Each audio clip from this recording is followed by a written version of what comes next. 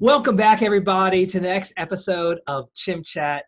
We are joined today by Drew Monaghan. He's the president of the Private Exchange Group, which is a 1031 qualified intermediary, but he's also the immediate past district governor for Rotary District 6990. Drew, welcome to the show. Welcome, Jeff. Thanks for having me. Awesome. All right, so let's get started.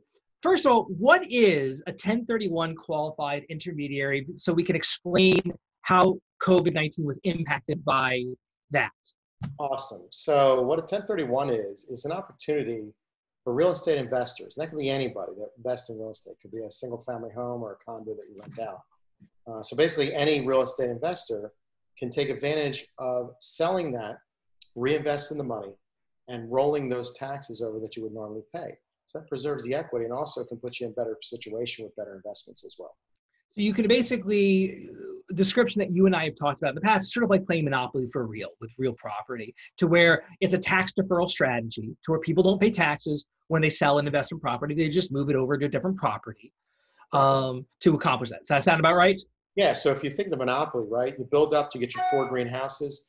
Once you swap them in the game for the hotel, that's an exchange. In the real world, you'd have to sell the 4 of them. You'd have to pay tax on each one of the sales. So that means you have less money to invest in the hotel. And this preserves all the equity so you can maximize your investment in that hotel or multifamily, whatever else the investment is. Excellent. All right. So I'm sure you haven't been remotely impacted because of what's going on with COVID-19 and coronavirus. So clearly we're not going to talk about that, but maybe, just maybe, you have been a little bit impacted. Talk to me about the impact that that's had on real estate investment. Yeah, I'll tell you, like a lot of people, we were blindsided, right? Nobody was prepared for it. You couldn't even imagine what to do about it. And what that caused a lot of our clients to do is panic, right? Because of the uncertainty. And what we realized to tell them was kind of get back to the fundamentals. Don't panic. Be concerned. Obviously, you want to make sure that you're going to be okay with your family and your business. But the worst thing you could do in anything like that is panic, because that could lead to poor decision making.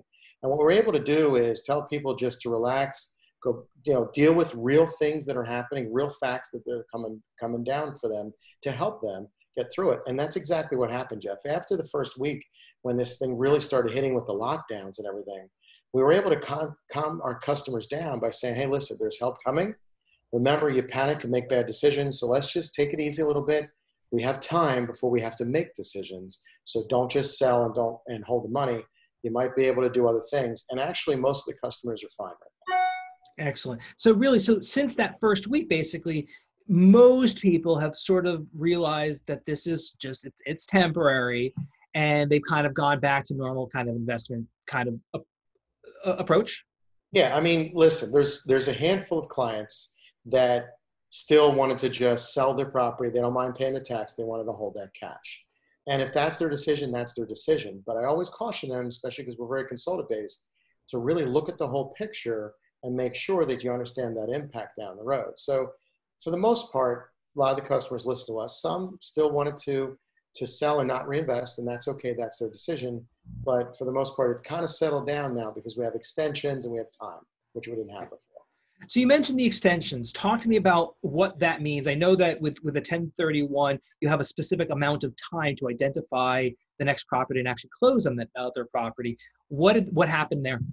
So good question. So along with the deadlines that got extended for your tax returns, putting it back till July 15th and any tax bills as well, the IRS did come out with a notice that allowed other extensions for other deadlines, 1031 being one of them. And basically what that says is any deadlines that you experience with your 1031 from April 1st through July 15th are automatically extended to July 15th. So that gives people the opportunity to wait a little bit, see what the market's doing, see how things get better, and then make decisions where they don't have to rush. So it's been great. And so these are properties that they've already sold. Right. Okay. Already had a contract to sell or have already sold.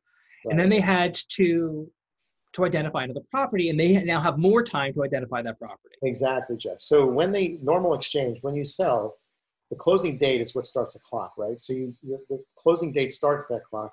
You have 180 calendar days to close on whatever you want to buy. Use that monopoly analogy, right? But they only give you the of the 180 to shop and really lock in on what you want to buy. This case now, because of the extensions, if your deadline fell, the 45-day deadline of the 180 fell after April 1st, it got automatically extended till July 15th, which gives them the more time. Excellent. So it seems to me, and maybe I'm not a real estate investor, it seems to me that it almost creates an opportunity for most real estate investors, because a lot of properties might be devalued because of what had taken place. Right. And so they would be able to actually get more for their same dollars. They've already sold the property at pre-COVID value, at a pre-COVID valuation. And right. Now they have an opportunity to identify a property that may be a little more distressed, a little bit, the owner may be a little bit more concerned and may need to sell a little bit faster. So right. There may be more value to be had, no? Right. Well, it's interesting you bring that up. It's common sense if you step back and think about it. And that's what I was telling our clients. So let's back up. They're very successful. Even if they have only one property, they're all very successful. Continue with that same mindset, right? If somebody panics, that could be an opportunity for somebody else. If they have to sell too fast or whatever, they're going to have to sell it at a discount. So what the clients that we've been talking with recently in the last month are saying, you know what, we're going to wait to see if that happens. We're not seeing huge drop-off of value in that, Jeff, because we don't see people dumping that fast. It's not like what happened with the market crash 12 years ago, when values dropped, some cases, more than half their value. We're not seeing that. We're seeing some adjustment, but at this point, people are just more waiting and seeing what's going to happen. And we see some price valuations that are dropping, but that's normal negotiating things and timing things more than the market dropping. That's actually, I mean, while potentially disappointing if you're a real estate investor, it's great news for the overall economy, because it shows that the overall comfort in what's happening in the economy is much higher than maybe it was 6 weeks ago, when people were concerned and potentially fairly so. I mean, the stock market had just dropped 10,000 points. The Dow dropped 10,000, and you had people frantically calling you for a week saying, hey, like, this is scary. Yeah, like, guess what? Love you, but we need to stop everything right now, right? But what's interesting about what you said before is about the buying the 6 weeks and stuff, is that people, when they're doing this, at the one hand, they're not going to stress when they're realizing there's time, right, or there's an option. And what happened with the stimulus package, and that really, we use that to the advantage of the clients, is saying, listen, the stimulus is there to help both. It's not just giving stimulus to tenants that you're worried about maybe paying your rent. It's also giving for the small business owners. And a lot of our investors are small business owners that normally wouldn't qualify. They're a 1099 or they're paying themselves, right?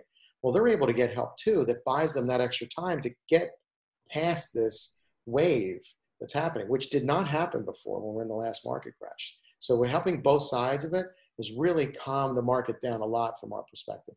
Sure. I mean, and like you said, is it reduced the panic because now we had time.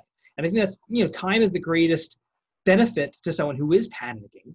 Exactly. If you're forced to make a decision in a week, then you make fast decisions, and then you go on the side of pure just safety oftentimes. Yeah. And when you have a little bit more time, you go, okay, things are going to be okay. My business is fine. I seem to be okay. And we can, make more logic and level-headed decisions. Exactly right. You don't go shopping when you're hungry unless you're going to buy more than you want or more than you need at the time, right? Because you're not really in the right mindset that you need to be to make that decision. Similar to this. So you're saying I'm going to be able to get toilet paper from family at some point?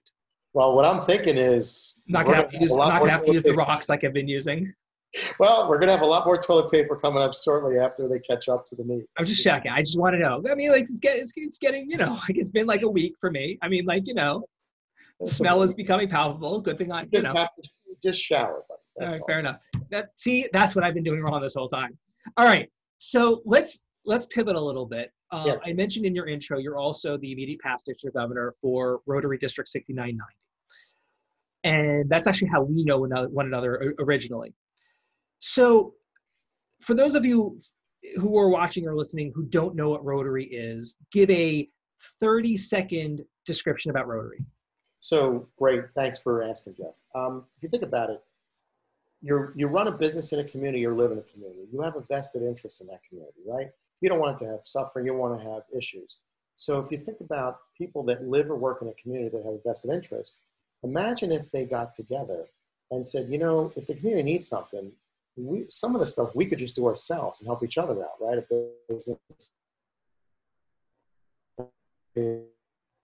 that was how Rotary was started, with people getting together, and there were professionals that just wanted to help each other in business and realized that, wait, we can do more. We can do things that help our community beyond just that, which helps us either personally or our business. So Rotary is a group of professionals, all different backgrounds, that get together, they make friendship, and then they decide, hey, what can we do to help our community with things that we control, right? That we don't have to wait for anybody else, we can just do it ourselves. And from that, you get deeper relationships, the business comes out of it, and it's just a great experience. Okay. So next time I'll say I want it in 5 seconds. So when you go a little long, we'll hit the 30. We're good. All right. So, but ultimately, Rotary is an organization that does good in the community and around the world. That's the 3 second, that the marketing version of that. So talk to me about what you've seen in your role in Rotary, what the needs have been created, and who has been most hit, and how what the philanthropic community, not just Rotary, but what the philanthropic and service community out there has been able to accomplish to help those who have been most affected. So you're talking with COVID or just in general? Yeah, with COVID specifically. So what's interesting is Rotary decided 30 years ago to get rid of polio in the world. And that effort, over the time it's taken to do that, has developed partnerships and logistics that didn't exist before. How do you get rid of a worldwide anything, right? It's a monumental task. So that learning lessons and that experience and the money invested and the successes Rotary has had with polio is actually helping with the COVID response, specifically with different connections, with reporting, with measurements, all kinds of other things that beyond our conversation right now. But those lessons are definitely powerful. From a local level, Rotary is very grassroots based. So we're able to react quickly to first responders. For example, our club bought pizzas as a thank you for the hospital staff. So little things like that, out of the blue, they're not expecting it, could let them people know that, hey, we really appreciate what you're doing. Other things where we're working on another project with masks. So we're going to source a bunch of masks and get them to a shelter or get them to a needs-based situation locally that might have got missed in the other ways of getting help. So that's some examples of what Rotary can do on a short-term, low, easy, high-impact grassroots thing. I'm actually going to add something a little bit because I'm also pretty familiar with it. I'm in your Rotary Club and the immediate past president of our Rotary Club. One other thing that we're doing is a lot of the charities and the 501c3s that are out there have been very affected. And because they depend upon grants and they depend upon the community giving money in order to kind of keep the doors open. Right. And when the panic that people had, like you described, 6 weeks ago, those people stopped writing checks to charity because they didn't know what was going to happen with their own business. Right. It stands to reason. It makes sense. So that's one of the first places you'll cut. So as a result, a lot of these charities that help a really indigent population really are hurting pretty badly. And so one of the other things that our club is doing is we've also donated a lot of basically money and capital improvements to a local sort of food pantry called LifeNet for Families, where they serve a homeless and a working poor population with food, hot meals every single day. But their needs changed because they didn't have sanitizers. Previously, they made everyone wash their hands. They didn't have sanitizers. But then when you're dealing with the indigent population, those people sometimes make bad decisions. So you needed the tamper-proof sanitizing dispensers. And so we provided that. We provided just little $5, $10 gift cards for those people to kind of help fill the gaps, because a lot of the places they used to get food, they're not available right now because they had to shut down. So those are some of the other things we've done. So really great stuff, Drew. Thank you so much for joining me today. Tell me 30-second elevator pitch about your business for those people who are watching and listening at home. Thank you, Jeff. So anytime you're selling a property that you're not living in and not flipping, give us a call. Let's talk to see if you could qualify for the 1031, see if it's a benefit to you, and see how you can help enhance and build your portfolio moving from that to another property. Usually 10 or 15 minutes is all we need, and we'll give you a good plan on what to do next. Excellent. All right. And I'm going to include Drew's information on the YouTube comments below. So you'll be able to contact him via email and his phone number if he tells me it's okay. Is that okay? That's okay, Jeff. We'll include your phone number and your email in the comments below. Drew, you've been outstanding. Thank you so much for joining me today. everybody at home and at work, please be safe, be kind, pass the hat, and help local businesses that have been affected negatively by what's going on. I'm Jeff with Flying Chimp, and I'll see you next time.